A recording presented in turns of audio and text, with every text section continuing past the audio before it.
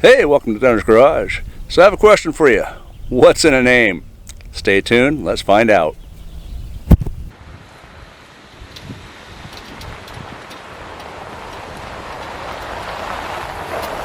If you're new to the channel, I'm Scott and I do garage projects, mostly on Jeeps, and then go overlanding. I usually direct Matt on these adventures. However, this week I brought a family friend, Randy Scott. Randy was just accepted to the missions field and is going to be on a long-term relocation to Africa. Randy is the previous owner of the Square Drop camper. Before he leaves, we wanted to go camping. But where do we go? Colorado, South Dakota, Iowa, Kansas? A quick search on the internet found something interesting. Let's take a look.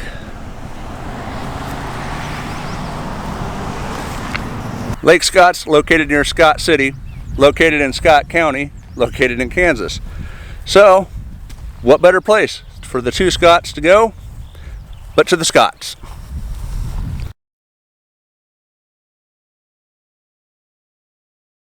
This is actually only just over a tank of gas from Grand Island, Nebraska. It's right at 4.5 hours, so yeah, not too bad. I'm getting about 2 miles per gallon better mileage with the air conditioner taken off the camper and the rooftop tent taken off the Jeep. So I've shedded quite a bit of weight and I've shed quite a bit of drag, and I am noticing it, so yay.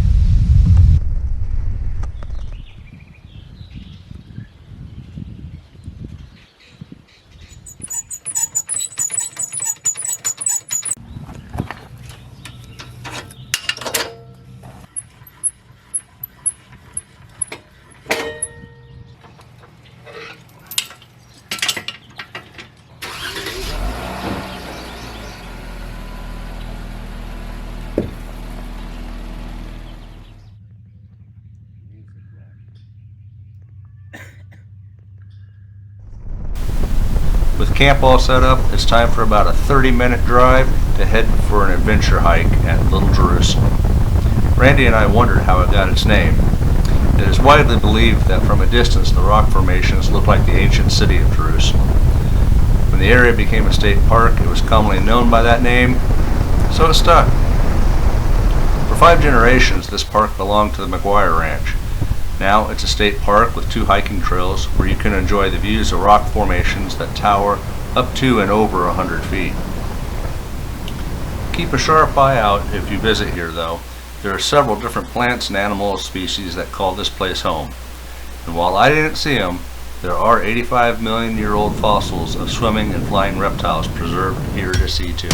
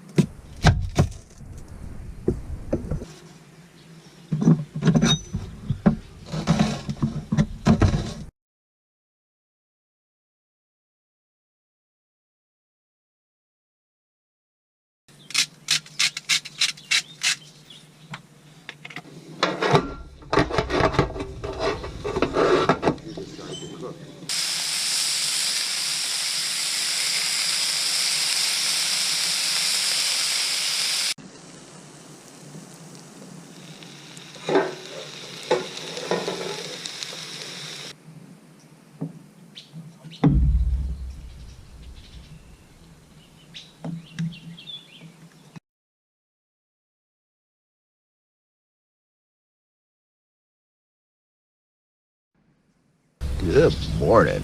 Well, good night sleeping. It's a little rough inside the Jeep doing that whole stealth camping thing, but it was to be expected. We're having some technical difficulties on this trip. My main camera has died, so now I'm using my backup action cameras, and I think at least one of those has no sound, so I don't know what you're hearing right now.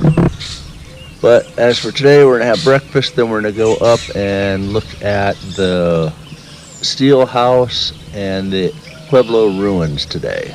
And that's the plan. I think we may run into town to get some ice, though. I like ice.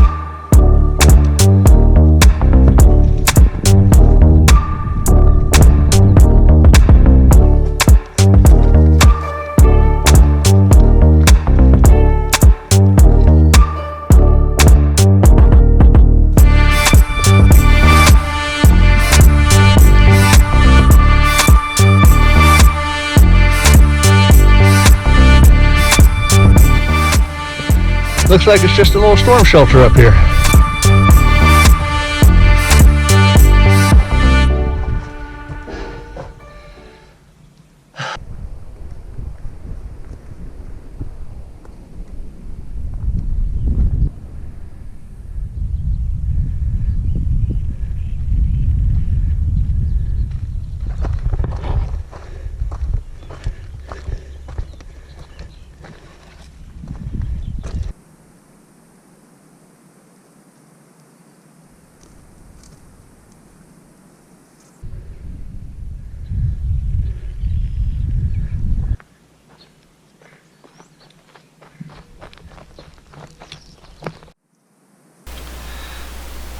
The property here was purchased in 1893, and Herbert and Eliza Steele lived in a dugout home for a year. In 1894, they renovated the dugout into a two-story limestone home. The home is now a museum filled with period-correct furnishings. This 30 by 30 home has 2 bedrooms, a pantry, a family room, a kitchen/dining room on the main floor, and then it has a basement consisting of 2 rooms, which was more of a shop. The Steeles were some of the first families to call Scott County home after it became incorporated in 1886. They were married in Scott City in 1892, and they did have 3 children. Unfortunately, all 3 children passed before they did. While the Steeles did raise cattle, they primarily made their living from gardening. In 1928, the property was sold to the Kansas Forestry Fish and Game Commission and was made into a state park. While the area does not have a river, there are natural springs, and in 1962 a dam was built to control flooding, thus creating Scott Lake, which has 56 miles of shoreline.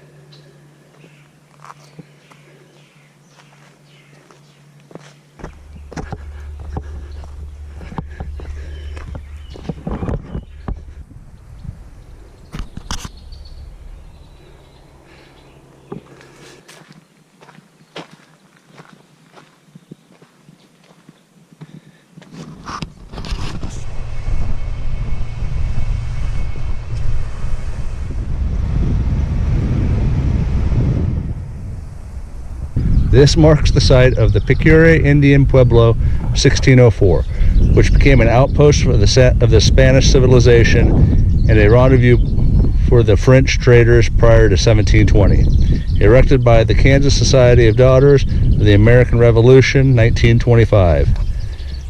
Here are the remains of the 7-room Pueblo believed to have been built by the Pueblo Indians from New Mexico. According to Spanish records, Indians from Teos and Picures Pueblos, fleeing Spanish rule, joined their Apache allies at a place of the Spanish called El Corrijo.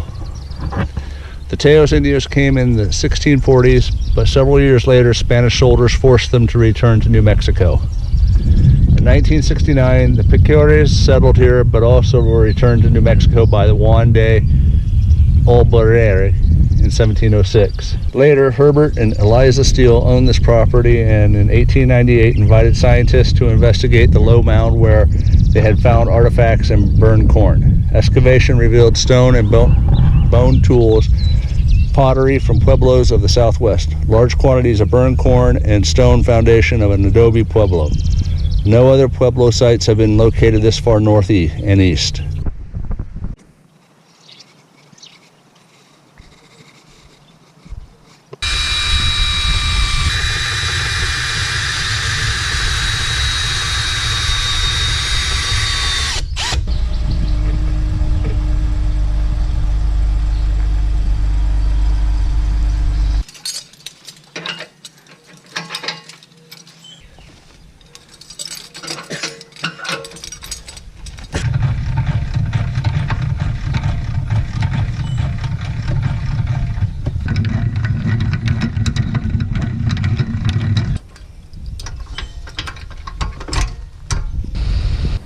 Thanks for watching. If you're not a subscriber, please consider subscribing. It's free to do, and it helps out the channel immensely. We'll see you in the next video. Until then, have a blessed day, and keep praying, and remember, life's an adventure. Go live it.